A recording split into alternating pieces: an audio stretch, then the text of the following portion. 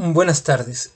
Esta es la grabación para el grupo de Historia de la Filosofía 8 y que tiene como tema principal el concepto de época en la obra de Hans Blumenberg.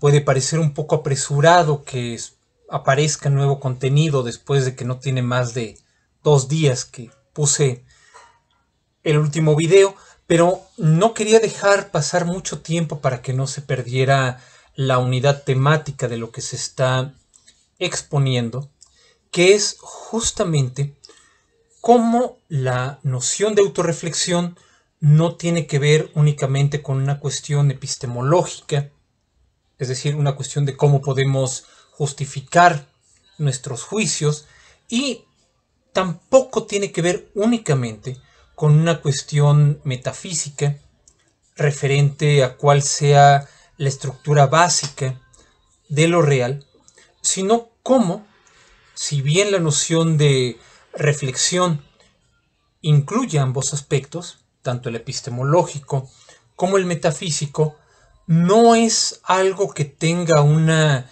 existencia etérea, no es algo que se refiera a una esencia oculta o subterránea de las cosas, sino que la noción de autorreflexión se manifiesta fundamentalmente en la tarea de comprendernos a nosotros mismos. Es por eso que para mí y para los propósitos que tiene el curso, la obra de Blumenberg es realmente fundamental, porque permite vincular los temas de reflexión y autocomprensión. Si nada más tuviéramos el tema de la reflexión y la distinción que se hizo previamente, pues parece ser que estamos discutiendo un aspecto técnico de la filosofía del idealismo alemán. En contraste, si únicamente retomáramos el concepto o los señalamientos que hace Blumenberg sobre el concepto de época, parece ser que tenemos únicamente el señalamiento de cómo se ha transformado la formación de un concepto, en este caso el concepto de época. Pero cuando tomamos ambos temas de manera conjunta, es decir, lo que hemos mencionado previamente sobre la reflexión y por otro lado, esta noción de época, lo que vamos a poder señalar es que si hay algo que caracteriza a la época moderna, es que constantemente tiene ante sí la tarea de definirse a sí misma, de decir qué es, en qué consiste, cuáles son sus límites temáticos, cuáles son sus límites temporales. ¿Por qué? Porque la época moderna, y eso es lo que quiero plantear, únicamente existe en la medida en la cual está reflexionando sobre sí misma, únicamente en la medida en la cual está preguntándose cuál es su propia legitimidad, qué es aquello que la constituye como, como tal. En otras palabras, no es que en la modernidad, en la época moderna, el concepto de reflexión sea uno de los temas o uno de los problemas o uno de los componentes fundamentales, sino que la modernidad como tal se define en la medida en la cual asume a la reflexión y a la autorreflexión como su propia tarea. Lo que caracteriza a la época moderna como tal es ser autorreflexiva. Es decir, preguntarse continuamente cuál podría ser la unidad de la pluralidad de sus manifestaciones. Una pregunta que, como espero que se pueda mostrar con Blumenberg, no tiene respuesta, no puede tener respuesta. ¿Por qué? Porque, como hemos visto, el concepto de reflexión no hace mención a un contenido, sino a un proceso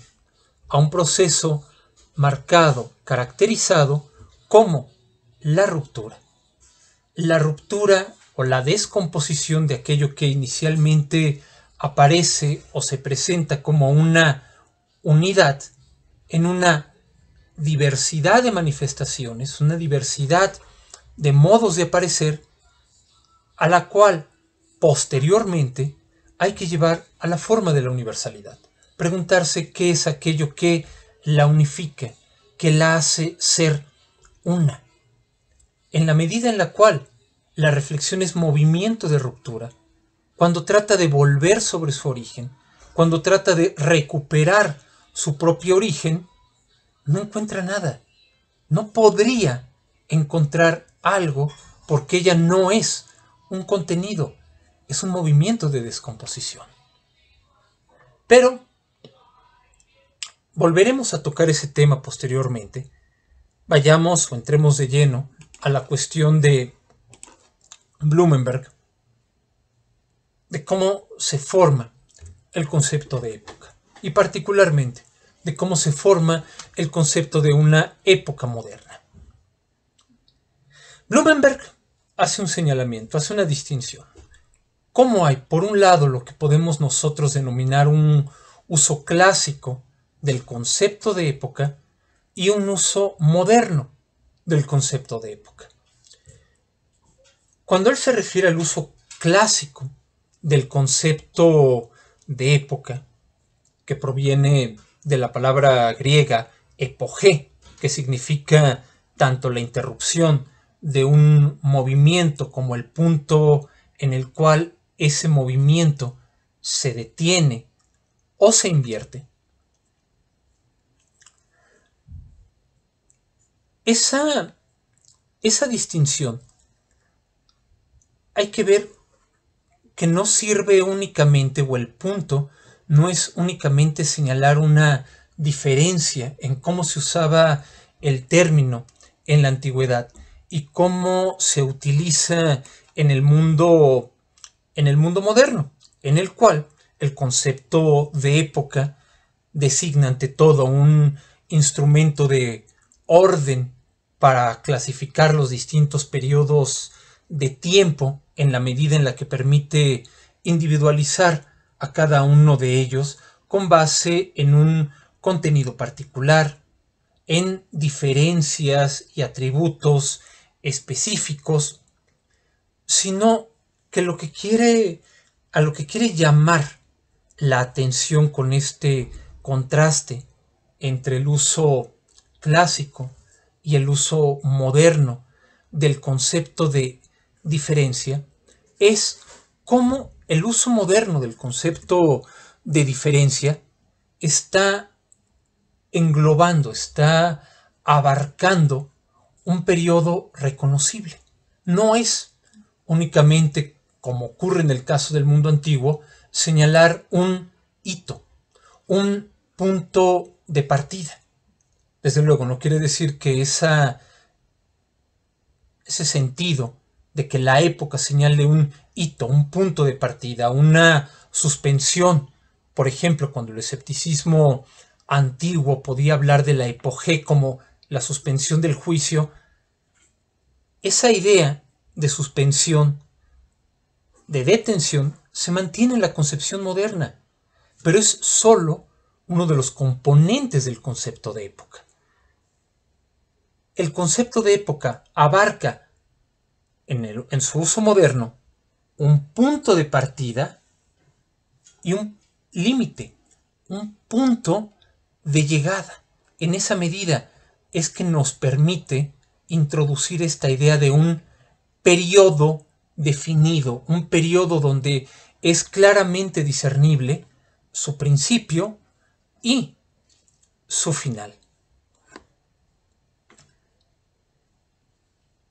En esa medida es que el concepto moderno de época nos permite hacer comparables distintas épocas, en la medida en la cual nos permite pensarlas como unidades cerradas en sí misma, cómo esas pequeñas totalidades nos permite situarlas en un horizonte homogéneo y compararlas, ver qué es aquello que las hace distinguibles, aquello que nos permite caracterizarlas.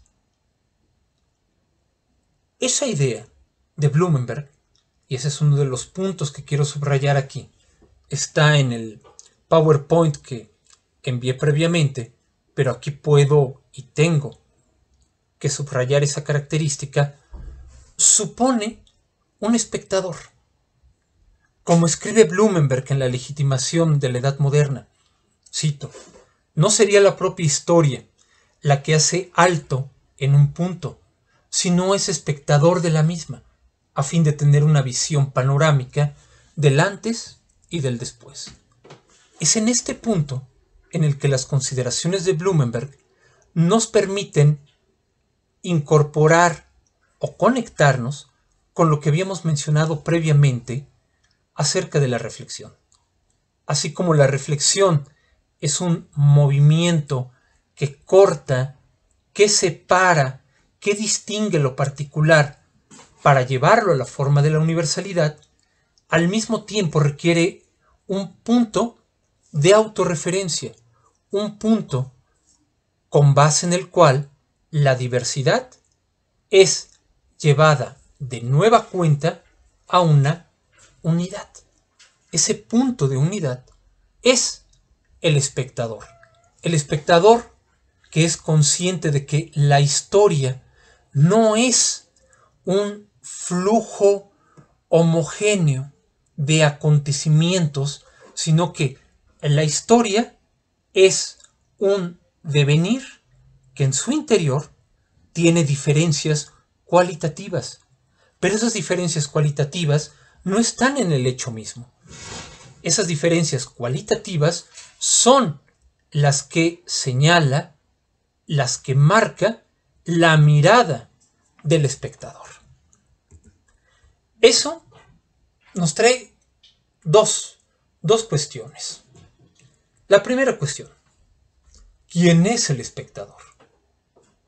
Y la segunda cuestión, ¿qué es lo que cuenta como ruptura? Vamos a ver ambos cuestionamientos. En primer lugar, el cuestionamiento concerniente a quién es el espectador.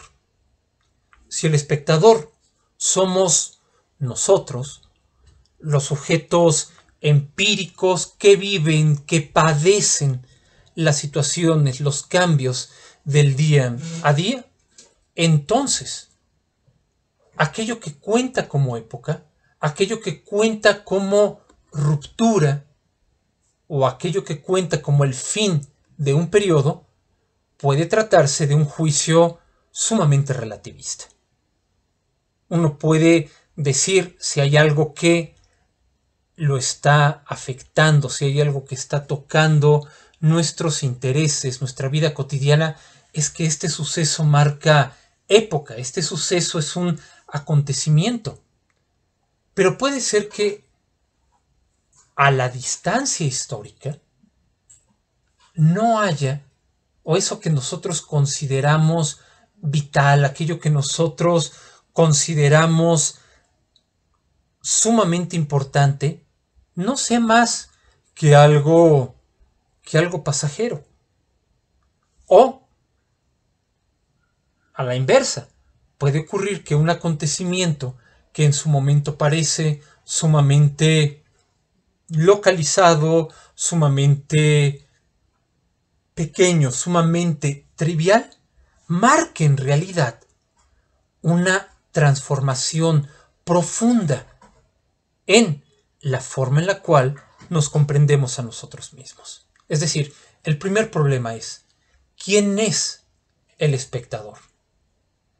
El mundo moderno, un mundo que se presume secularizado, no puede confiar más, no puede suponer más que la mirada del espectador sea la mirada trascendente del cosmos o la mirada trascendente de la divinidad, pero tampoco puede suponer que el espectador es un sujeto cuyos juicios fácilmente cambian dependiendo de cómo cambian las circunstancias de su vida cotidiana.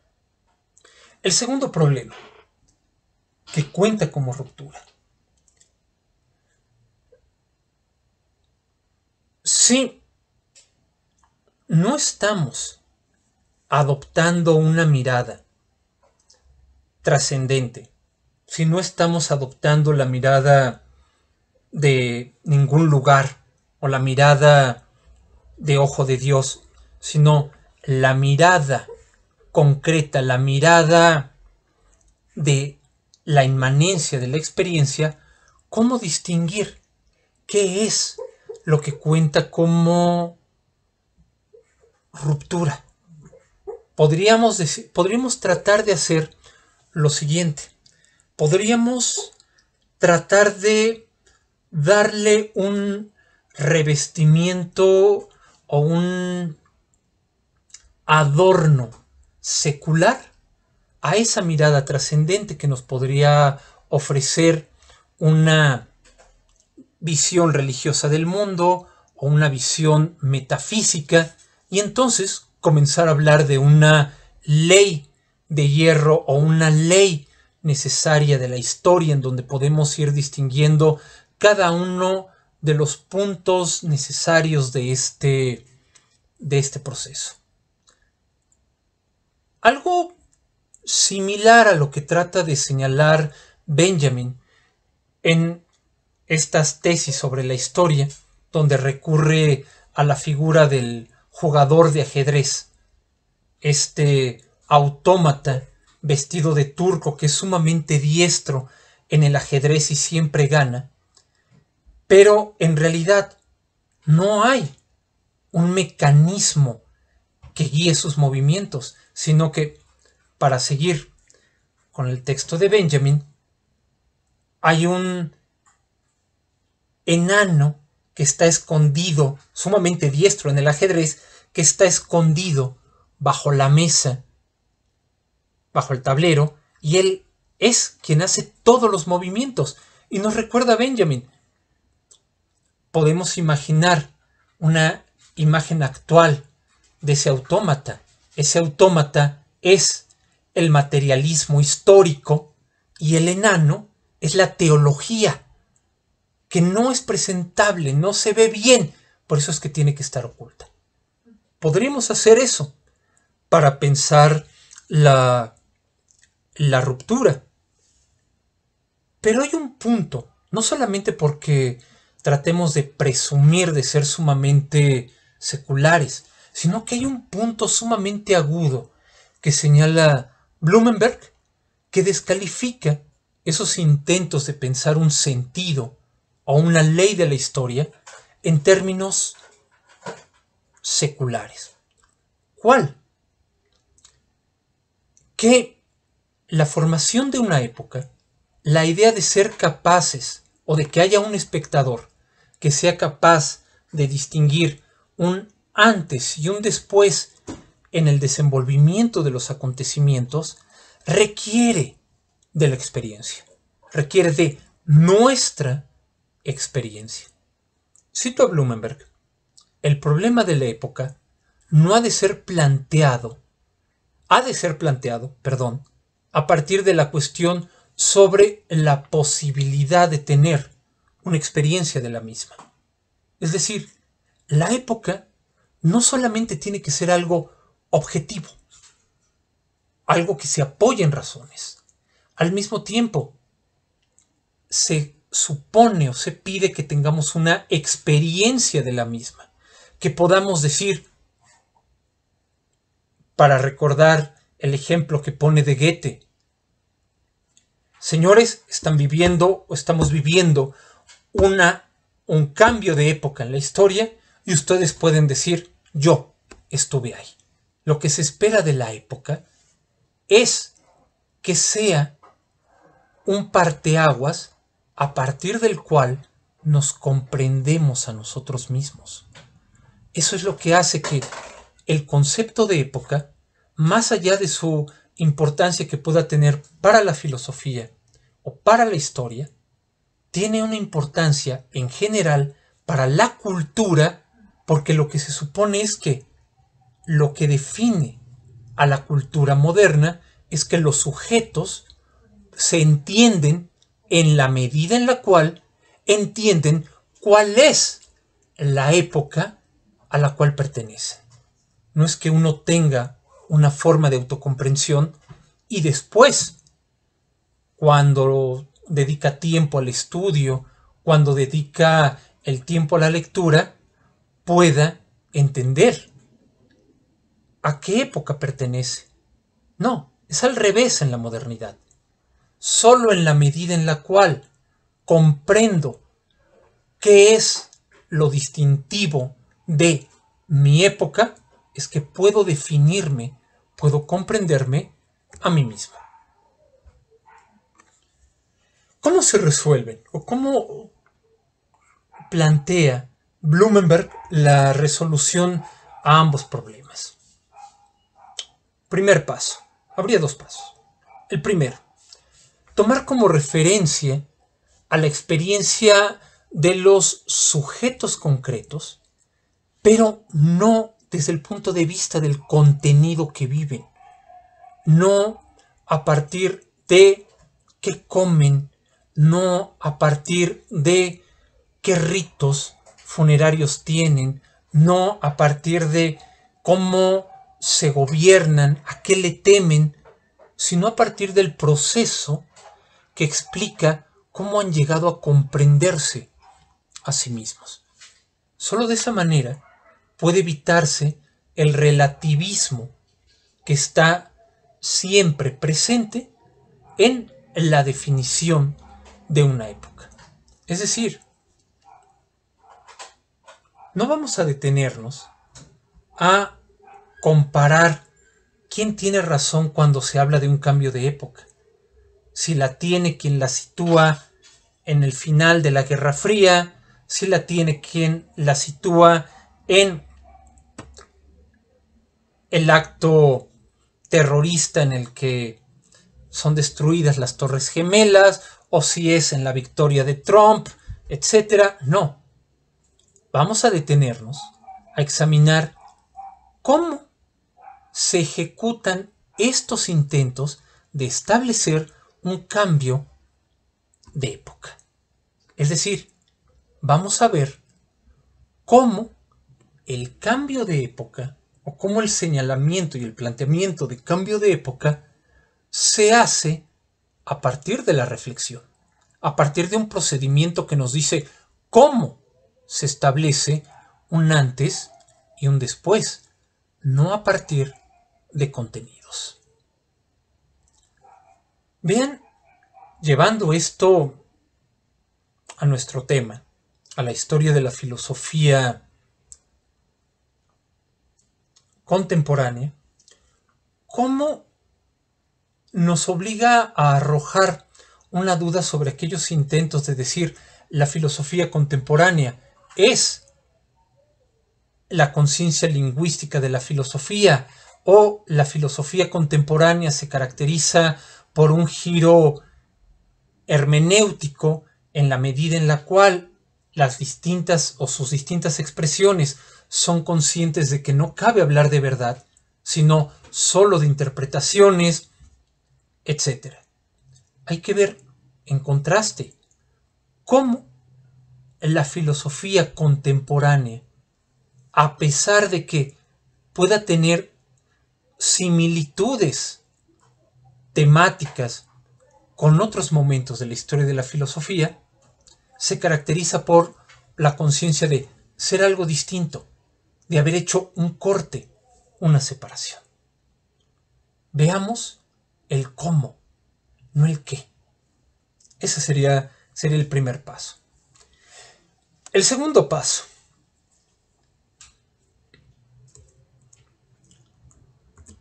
Lo que encontraríamos para asegurar que la comprensión de nosotros mismos como seres reflexivos no es una elección arbitraria para marcar el inicio de la época moderna, tendríamos que decir o tendríamos que señalar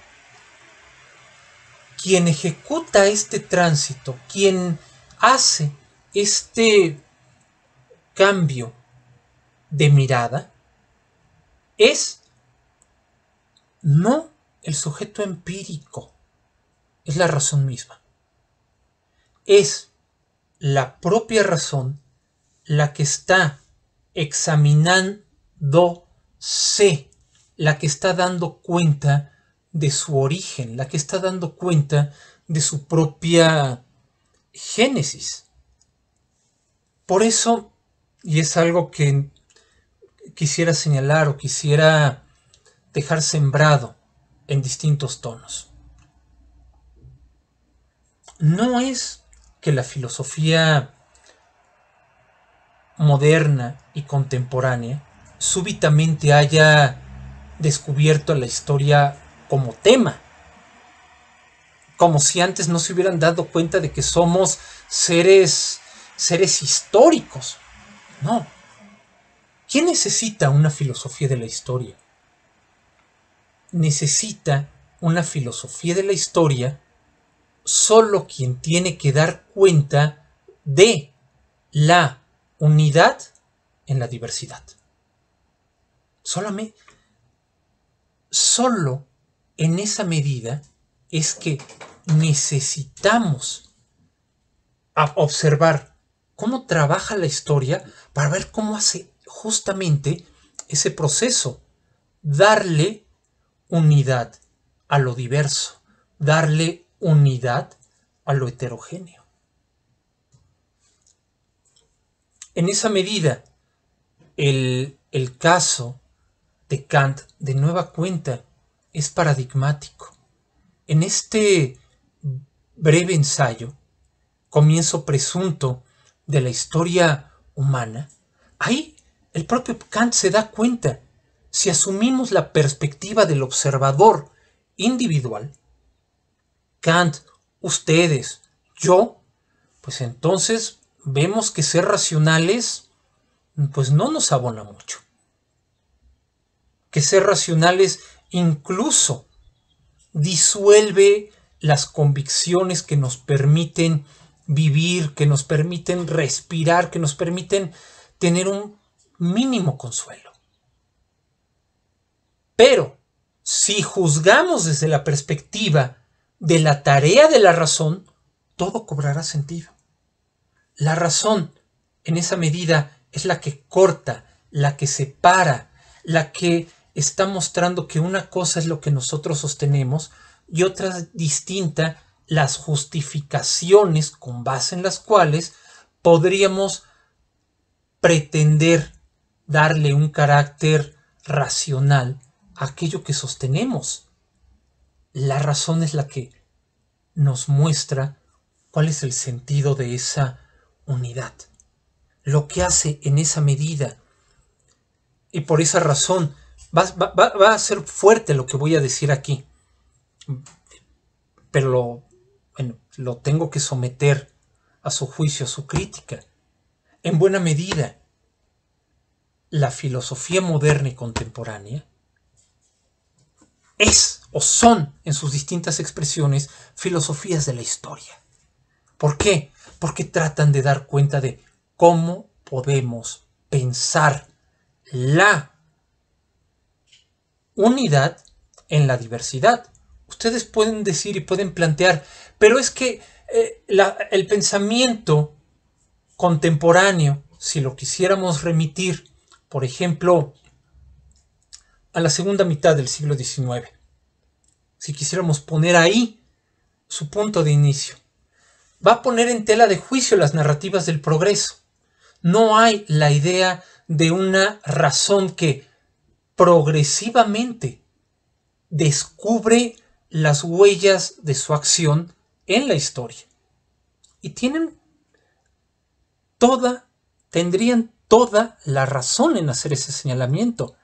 Pero observen cómo el hecho de que se ponga en tela de juicio esa narrativa progresiva no hace que desaparezca la cuestión de cómo en y por la historia le damos unidad a lo diverso. Piensen qué tiene en común? Va a parecer chiste, pero no. Nunca he sido más serio, de verdad. ¿Qué tiene en común? La repetición de Kierkegaard, el 18 Brumario de Luis Napoleón Bonaparte, de Marx, más allá del principio del placer de Freud, así habló Zaratustra de Nietzsche. Todos son narrativas de la repetición. En esos 4 casos, la repetición sustituye al progreso. Pero el problema de fondo sigue siendo el mismo. Cómo pensar la unidad de la diversidad. Cómo podemos encontrar una dinámica, un movimiento en el cual, o a través del cual, lo que aparece como diverso hace sentido como algo único. Por eso es que repito, no nos detengamos en los contenidos. Si nos detenemos en los contenidos, vamos a ver una heterogeneidad intratable. Veamos las dinámicas. Cómo el punto entre Kant, Fichte, Hegel, por un lado, y Marx, Kierkegaard, Nietzsche, Freud, los contenidos son distintos, pero la cuestión es la misma.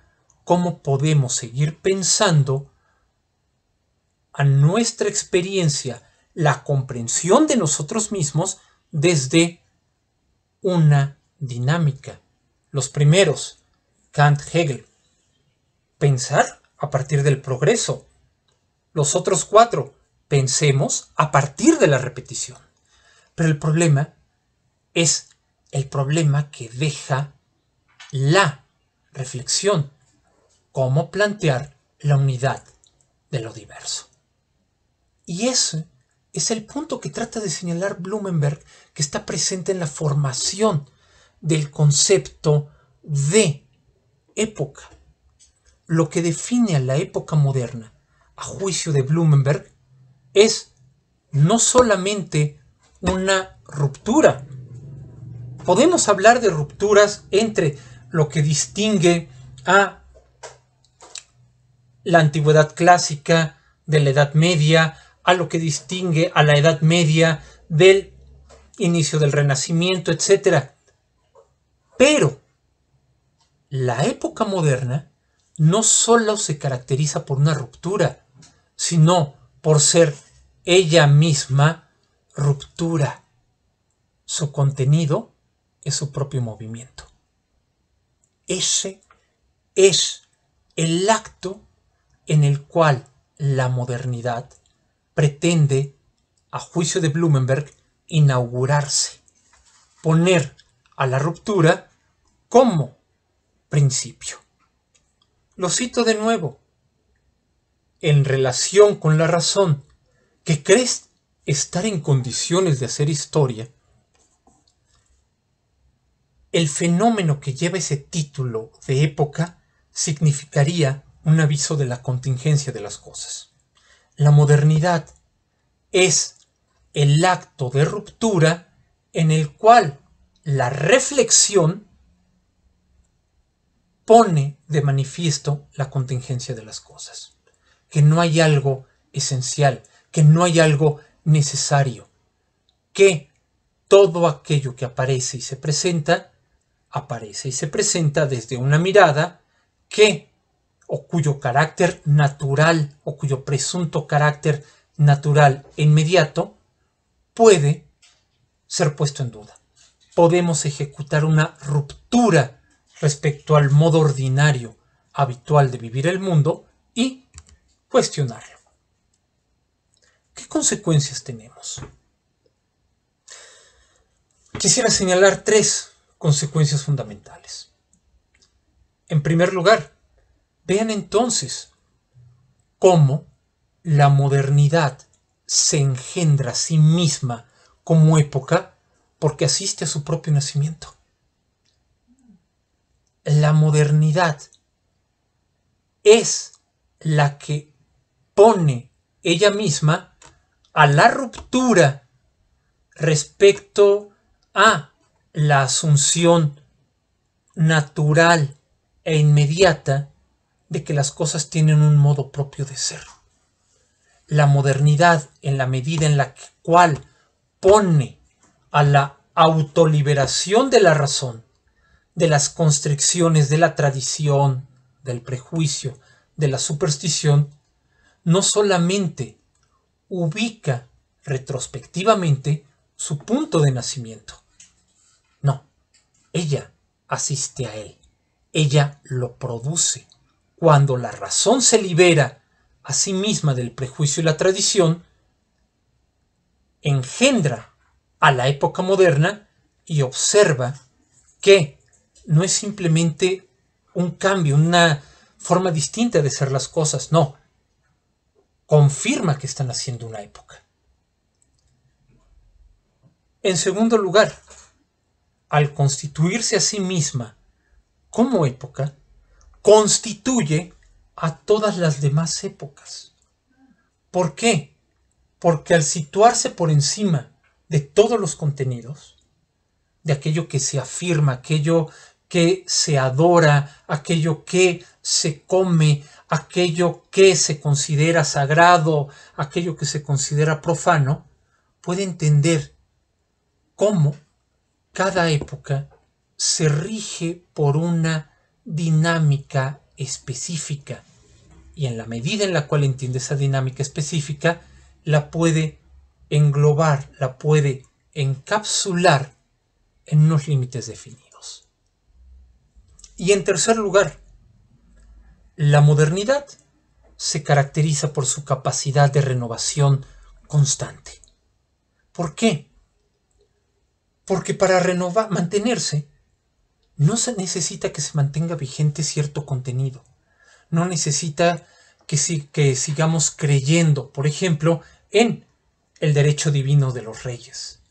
No significa que sigamos creyendo en nuestros dioses. No significa que sigamos reconociendo, respetando las mores mayores. No, sino que lo único que necesita la modernidad en tanto época para mantenerse es que el proceso reflexivo no se detenga.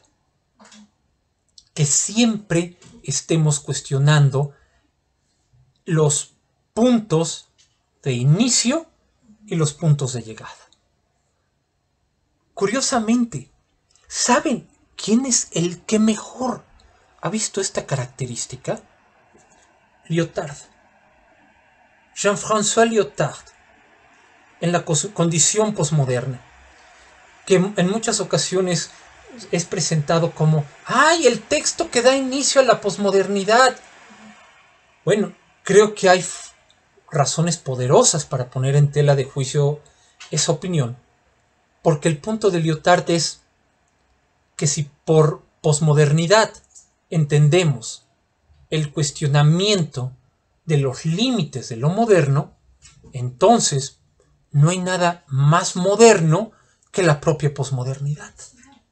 ¿Por qué? Porque lo propio de la modernidad es siempre estar cuestionándose, interrogándose a sí misma, dónde ha puesto sus límites de inicio y de fin. Esto trae consigo toda una batería de problemas, que son nuestros problemas. Y cuando digo nuestros problemas, no quiero decir los problemas del mundo contemporáneo. Bueno, sí lo son, pero en particular son nuestros problemas como grupo de historia de la filosofía 8. ¿Cuál? Para retomar esta última característica de la modernidad, cómo su fuerza consiste en no residir en un contenido, sino en una dinámica. Pues también ahí está su principal debilidad. ¿Por qué? Porque, cito de nuevo a Blumenberg, su debilidad de la época moderna es la incertidumbre sobre qué clase de totalidad podría generar alguna vez esa infatigabilidad de los resultados. Esto es, la modernidad, o hay época moderna en la medida en la cual reflexivamente corta, en la medida en la cual reflexivamente está separando, desmenuzando aquello que pretende presentarse como unidad. Ahí donde se dice, es que esto es la familia, esto es el amor, esto es la autoridad política. La reflexión desmenuza. A ver, vamos a ver las razones, vamos a ver cómo de este haz, de este manojo de particularidades, ¿de dónde sacas que esto es el amor? ¿De dónde sacas que esto es la autoridad política? La reflexión disuelve la apariencia de unidad que nos entrega la costumbre, la tradición. Pero recuerden, la reflexión, el movimiento de la reflexión es llevar la particularidad a la forma de la universalidad. Si es así, entonces, ¿cómo es que aquello que está cortando todo el tiempo, aquello que todo el tiempo está disolviendo, a qué unidad nos lleva? Si todo el tiempo estamos separando, cortando, dividiendo, ¿en qué momento nos lleva a una unidad? ¿Qué forma podría tener esa unidad? Esto es, al basarse en la ruptura continua, la época moderna siempre va a producir dudas sobre su propia legitimidad, sobre su propio nacimiento. Si la razón, si el uso de la razón no es no es una moda, no es algo que qué bonito, voy a hablar del uso de la razón. No, lo que me define como ser humano es el uso de la razón. Bueno, pero si la razón es natural a los seres humanos, ¿por qué no se impuso antes a la tradición?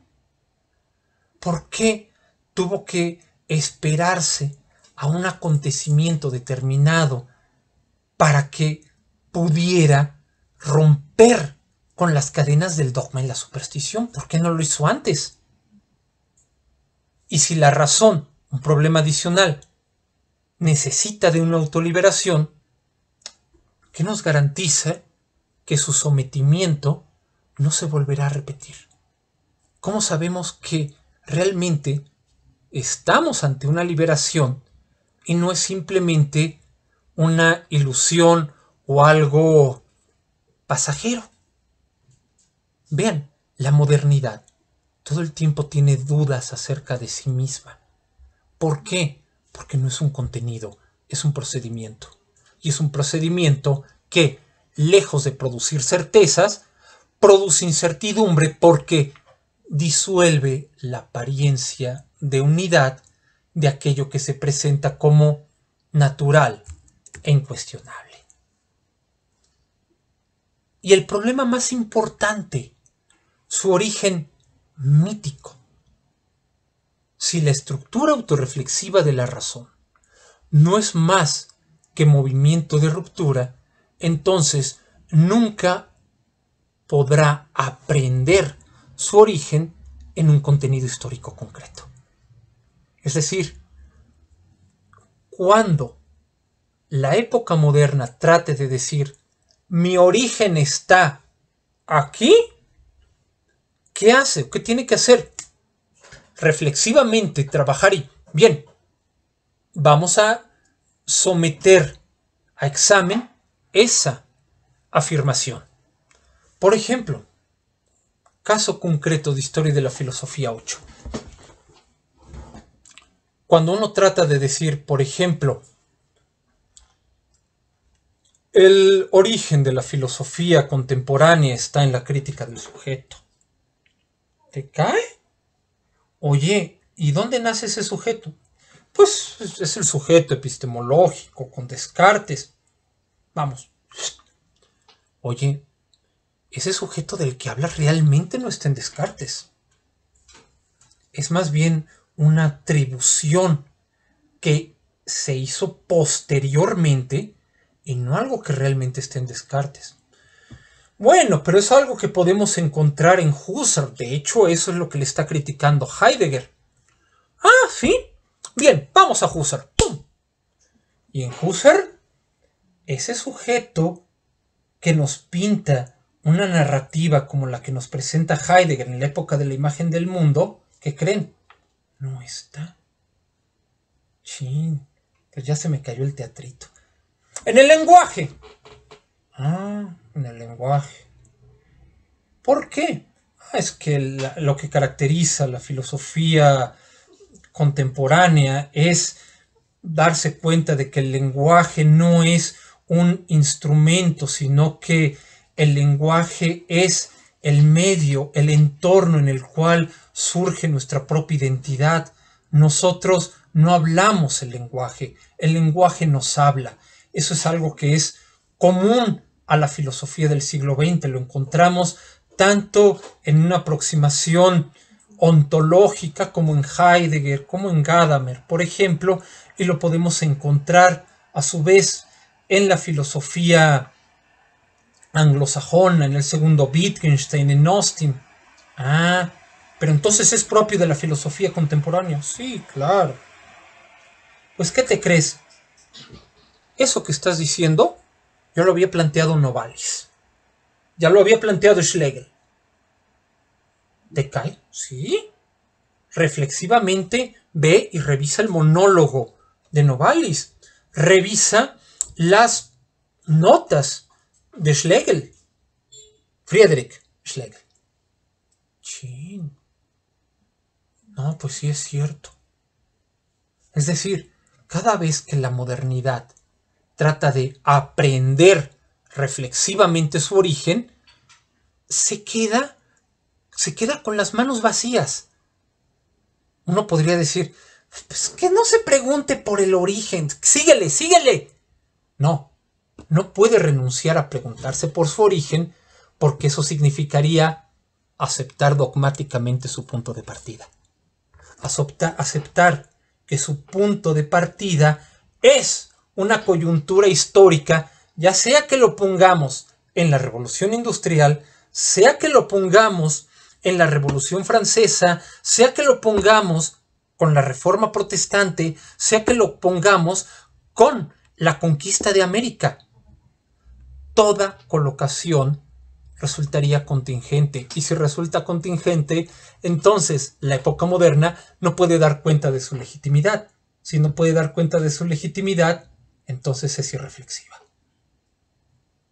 Vean, ese es el problema. Que dentro de la constitución de la modernidad como época, una época inaugurada por la autoliberación de la razón, hay un momento no racional. Cito a Blumenberg de nuevo. De modo que la autoexposición que esta época de la racionalidad ha dado sobre su propio origen y sus posibilidades históricas continúa siendo propiamente algo irracional. Por eso no puede dejar de preguntarse sobre sí misma.